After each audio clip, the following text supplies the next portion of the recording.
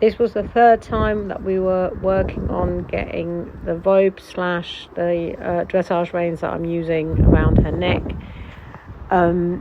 We did Saturday, which was, as I've said before, almost all day, which translates to about 4.25 hours.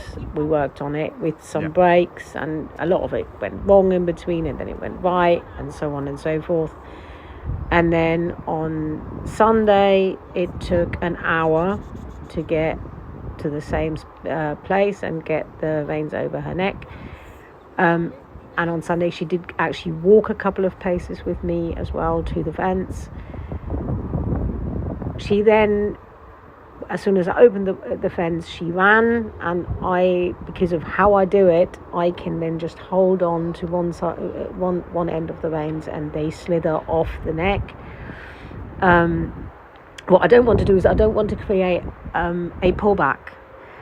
I've had a few people in the last few weeks ask me how come I still haven't got the head collar on, and why I'm not just putting her in a squish, or it's also called a run, or there are a few different terms for it, but basically what it is it's actually how she had her microchip put in.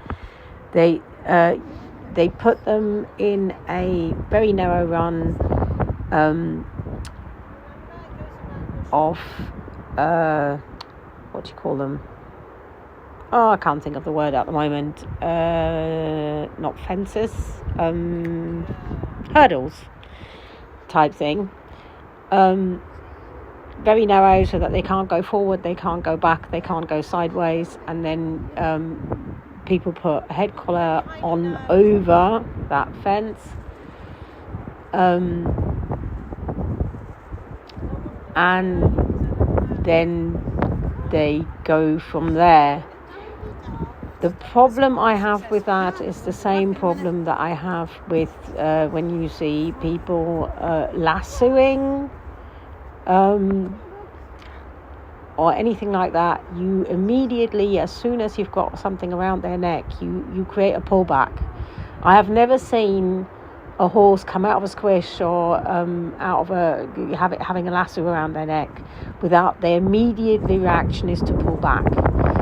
And when you've got the head collar on already, or you've got the noose around their neck, you will, because they pull back, you will put on pressure, even if you're trying not to.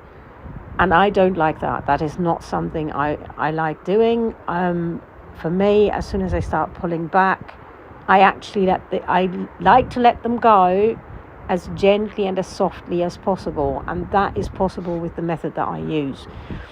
There's a lot of people who've said to me, but you're teaching them that they can just pull away. Yes, I am to a point, but actually with repetition, I'm actually teaching them that they don't need to pull away. Different approaches, both work. I prefer mine because in the long run it's more of a trust base. You will see what I've just told you later on in the video, because there was a point in this where it went completely wrong, but actually it was a golden day because it went wrong, and then I had to reset it. And the reset worked so beautifully that I now think I could also go up and put the rope around her neck in the field rather than in the schooling area. And of course that's what should happen eventually. I need to be able to catch a pony wherever they are and not lure them into a schooling area first. This video is not unsimilar to what you've already seen in the one that I made out of various clips from the long session on Saturday, but it's better shot for you to see what I actually do. So I slither the rope over her withers from one side. She knows it's there. I've shown it to her. I don't do anything surreptitiously because it's not helpful. As soon as you kind of trick them into something, if it then goes wrong, you lose quite a lot of trust. I don't trick. I just take a lot of time, and it requires a lot of patience. So, like I said, on Sunday it took 4.25 hours to get to the point where it was actually around her neck. On Saturday it took an hour. Today it took me all in all, I think 12 minutes. You are watching those 12 minutes. It was incredibly windy as well, which didn't help. And I had really, really cold fingers by the end of it, which is where then later on went wrong. She wasn't really in the mood, but that's okay. She did it anyway.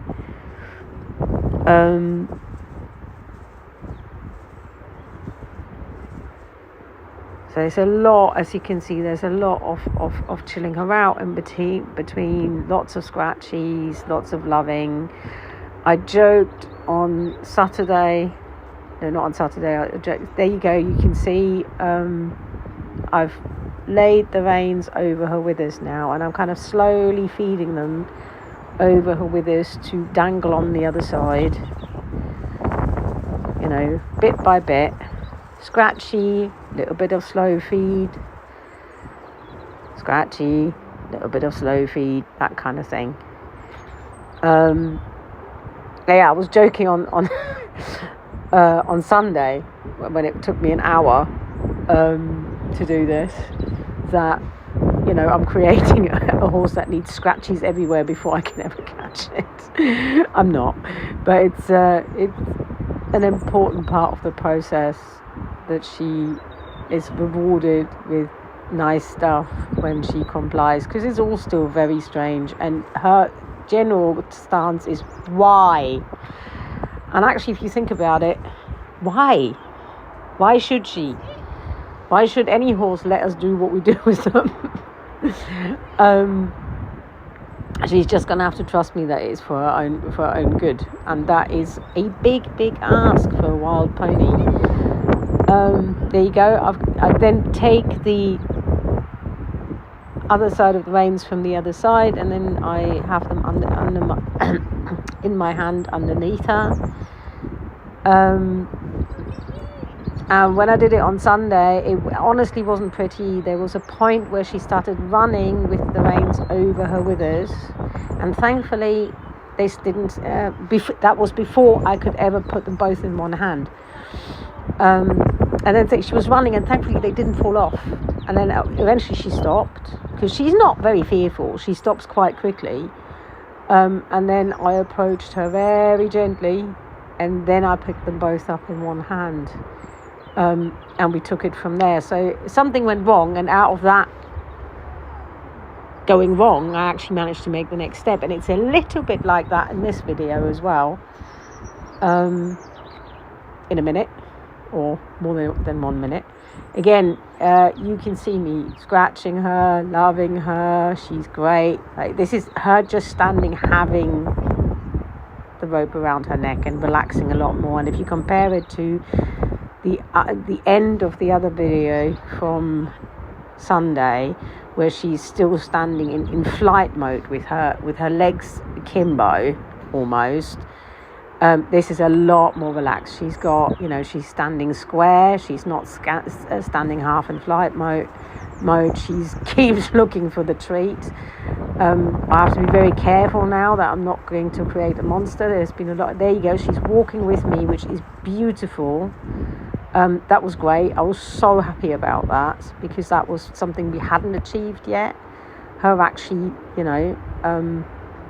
walking with me. And then I wanted to turn her to the fence, and she came with. She did it. And that's all beautiful. I was super chuffed at this point. So she's leading. to a point. There she planted a little bit. She was like, what happens next? I had to convince her a little bit. And there was a little bit of pressure involved there. She can feel that on her withers, which is great because she's not pulling back. She can feel that I am very gently putting some pressure on her withers. And she's not pulling back. Chuffed to bits. In a minute, you see me open the fence, and that's where it then goes wrong. So she wants to bolt out of there. Here we go. And I'm okay with that. But I didn't hold on to one side of the reins. You can see that she's wearing them, and then she's running with it, and she's kicking at them. And I was standing there going, oh no, we're going to have to go from scratch. We can't leave it like that because this is going to, this is a bad note to end on. I can't do that. We have to go back in the school. We have to start from scratch, and so on and so forth. But actually, out of all of that came a beautiful moment where I come into the picture in a minute, hopefully. I couldn't see the reins on the floor, and my beautiful cameraman told me it's just in front of our feet where they were. But also you can see that she's like, her trust is such that she's now not completely freaked out even after something like that. Yeah, she's still following me. She's like, hang on, don't I deserve a treat for all of my hard work already? And I'm like, no, not yet, lovely. You get some in a bit. And that was the moment where I thought, we're going to start having another hour on our hands. But we didn't. She was really, really good. I could do the whole thing again out in the field, which, like I said in the beginning of the video, is brilliant. Bit of scratching. I didn't take an awfully long time over this time. She keeps looking for a treat there. She's like, really, hang on. Why is there no carrot yet? Surely there must be a carrot involved. But I'm not going to bribe myself through life with her. She's chewing there, but I haven't actually given her anything. It's almost like, this is what should be happening. Give me something to chew. And there you go. There we go again, slithering it. And you can see I'm just being quite casual about it now. Because it was a little bit make or break time. She was so preoccupied with the treat that she hadn't got. She didn't even notice, which is great. So she got a bit bolshy there with the, where is my treat? And no, I'm not backing her up there because of that, because that would be really counterproductive at that point. See, and there I've got the reins in both hands, and she did step back there a little bit. That's when I got her the treat. Keep her comfy. And I just took the reins off again, and we'll see how it works tomorrow.